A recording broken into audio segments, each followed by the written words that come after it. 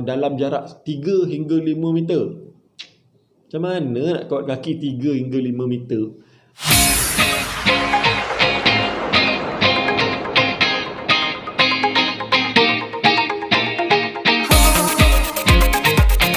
Assalamualaikum, selamat datang ke channel Saifuddin Sembang. Terima kasih kepada anda semua yang masih menyokong dan teruskan menyokong video-video saya. Teruskan like, share dan subscribe. So, hari ini saya nak bercakap tentang satu perkara yang baru-baru ni Menteri Kanan Pertahanan iaitu Datuk Seri Ismail Sabri telah mengumumkan yang aktiviti sukan dan co-curriculum di sekolah boleh dijalankan. Sekarang ni dah boleh sukan, dah boleh main bola, dah boleh bersukan lah dekat sekolah kan.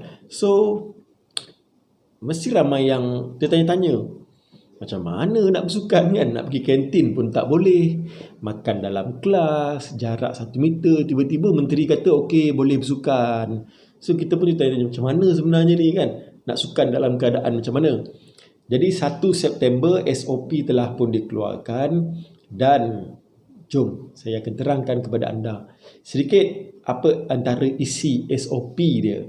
Okey, dalam ucapan Datuk Seri Ismail Sabri, beliau ada mengatakan yang sebenarnya nak buat sukan dan co-curriculum ni adalah kerana psikologi murid, nak mengelakkan murid stres daripada datang sekolah pagi sampai tengah hari duduk dalam kelas, rehat tak keluar, betul-betul keluar nak pergi toilet sahaja kan, dengan waktu balik lah. Itu je lah yang diorang boleh keluar. Yang lain semuanya duduk dalam kelas, duduk dekat kursi masing-masing pula kan, nak berjalan pun terhad.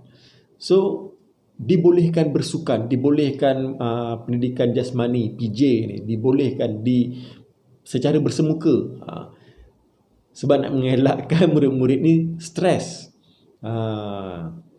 Tapi lagi macam mana nak menguruskan jarak? Nak kena jaga 1 meter, boleh ke setiap masa kita nak jerit, nak ingatkan murid kena jarak 1 meter kan. Bila dah excited nak main tu, murid-murid ni kadang-kadang kita tahulah macam mana kan. Kadang-kadang kita cakap jangan tu lah yang dia nak buat. Kadang-kadang kita kata tak boleh sentuh, itulah yang dia nak buat.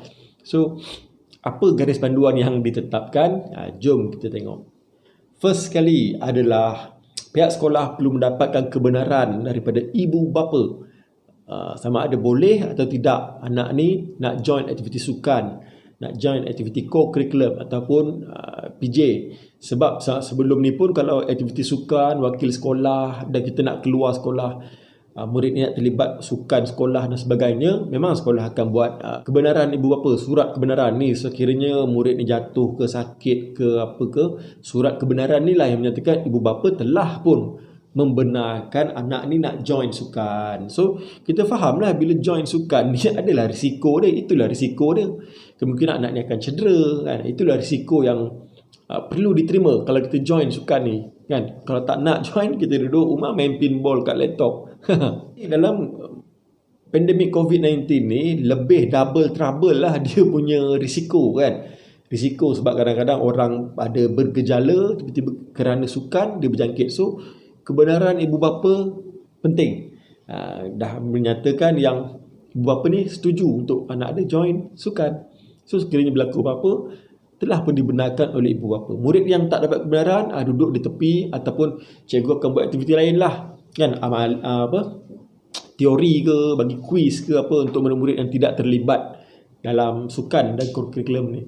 Okey, sebelum sukan atau co-curriculum atau pendidikan jasmani dijalankan, aktiviti mestilah dilaksanakan mengikut kesesuaian tempat dan ruang. Okey, kalau sekolah tu padang dia besar ataupun ada dewan yang besar, mungkin boleh ramai kelas, mungkin boleh 2-3 kelas turun untuk melakukan PJ dalam satu masa kan. Buatkan kawasan supaya boleh main dalam kawasan. Ataupun kalau sukan ataupun perlawanan antara rumah sukan dan sebagainya, kalau padang besar maka boleh melibatkan ramai murid, tak ada masalah. Tapi kalau padang kecil, terhadlah sikit bilangan murid, mungkin satu kelas sahaja yang boleh menggunakan padang ataupun dewan pada satu-satu masa. Memastikan alatan bersih dan selamat.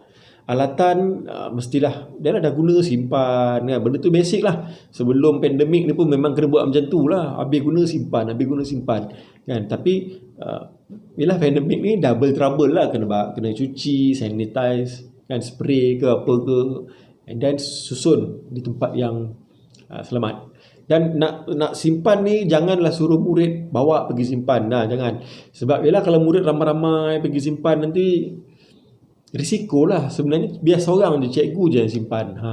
Seterusnya digalakkan sekiranya murid ada alatan sendiri, contohnya ada badminton sendiri, ada skipping sendiri, dan benda-benda ni boleh dibawa sekiranya aktiviti tu adalah nak main badminton kan, bawa lah badminton sendiri, main sendiri, dan tidak digalakkan untuk berkongsi. Selain itu juga murid-murid digalakkan untuk bawa botol air sendiri, towel sendiri, dan peralatan-peralatan sendiri. Tak digalakkan untuk berkongsi dengan orang lain, sebab kita tak tahu orang ni datang daripada mana kan. Orang ni ada gejala ke, nanti ada risiko, ataupun kita ada gejala kita kongsi-kongsi dengan orang, lagi tak boleh. So jangan berkongsi. Sekiranya sekolah asrama ataupun tempat-tempat sukan itu mempunyai bilik mandi, penggunaan bilik mandi adalah mengikut kapasiti, dan bilik mandi mestilah dalam keadaan bersih. Janganlah berebut, janganlah satu bilik mandi tu mandi 2 orang kan. Kita ikutlah, kalau dia kata 3 orang je boleh masuk dalam satu masa, masuklah 3 orang.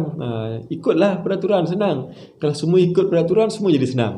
Dan semasa sukan ataupun aktiviti dijalankan, murid-murid perlulah mematuhi penjarakan fizikal dengan jarak 1 hingga 3 meter bagi aktiviti statik.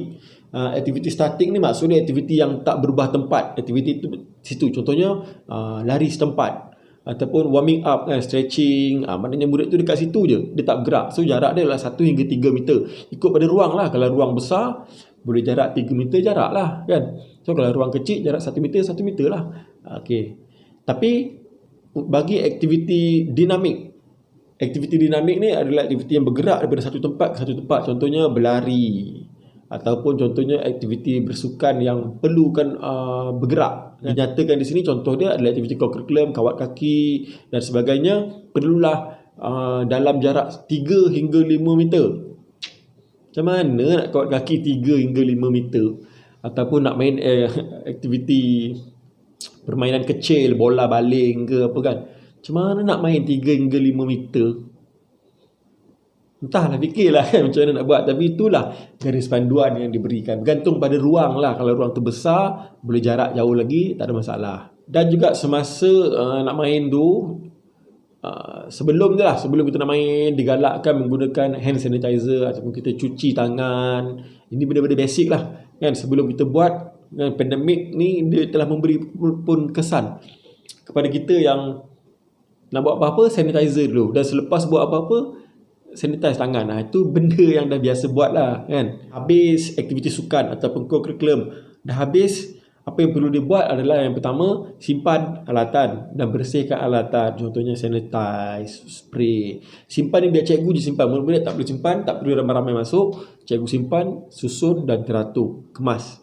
Kita nak mengelakkan daripada risiko dan sebagainya. Selepas aktiviti, biasanya yelah, kalau kita main bola ke apa, kita akan salam dengan kawan-kawan, salam dengan coach, salam dengan cikgu.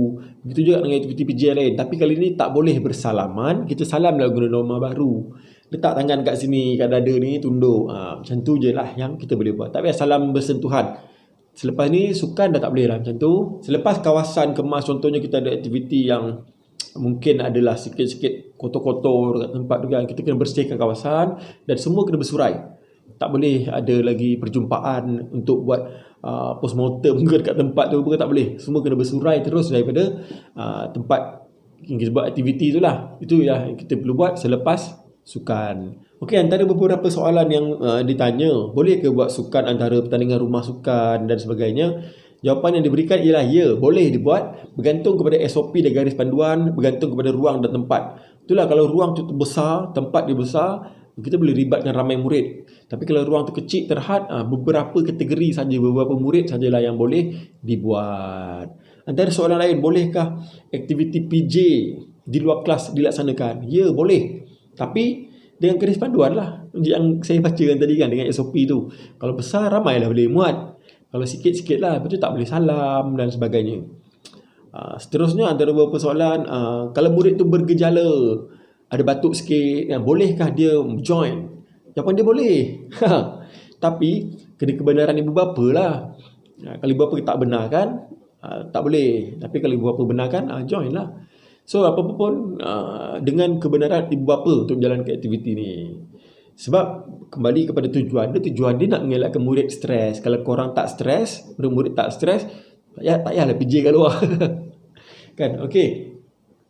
Itu saja sembang kita pada kali ini. Itulah garis panduan dan juga SOP yang dikeluarkan untuk sukan dan co-curriculum yang sudah pun boleh dijalankan mulai 1 September ni. Mungkin ada beberapa sekolah yang dah jalankan. Apa feedback, apa komen, apa antara tindakan guru-guru dan pentadbir sekolah, korang boleh komen kat bawah. Dan like, share dan subscribe video ni. Semoga bermanfaat.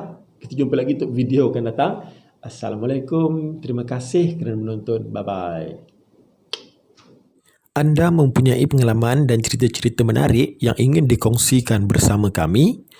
Jom hantarkan email kepada email yang di bawah dan kami akan respon kepada anda secepat mungkin. Terima kasih.